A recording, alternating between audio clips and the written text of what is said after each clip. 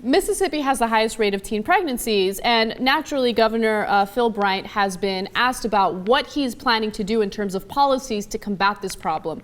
And basically he says that abstinence-only education hasn't been the problem in Mississippi. Now keep in mind, Mississippi literally only has one abortion clinic that's still operating, okay? They are against comprehensive sex education. They're against the use of contraceptives. However, Phil Bryant says that it's not the state's fault, it's not the legislators' fault, it is the fault of the teenagers who just refuse to listen to abstinence-only education.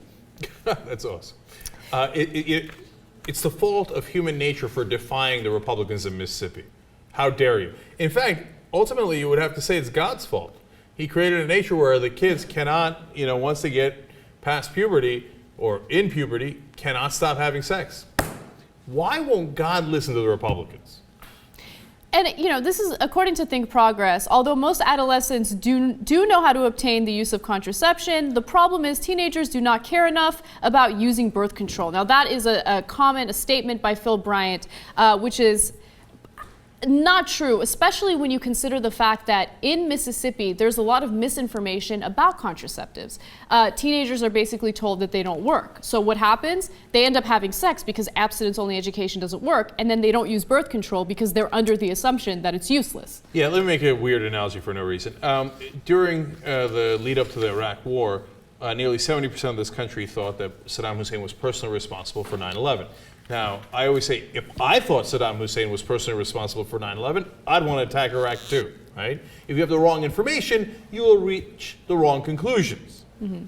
If I thought condoms didn't work in preventing pregnancy, I wouldn't want to use condoms either, because what's the upside, right? Mm-hmm. I know what the downside is, and if you beat that into their heads, of course they're not going to use it. Mm-hmm. And by the way, it's also less available in Mississippi, and hence they're less likely to use it. Exactly. So one thing that the governor has done to prevent teen pregnancies is he has sponsored billboards around the state that feature a pregnant woman's belly with stretch marks, mm-hmm. and it says that scars may fade, a baby is forever.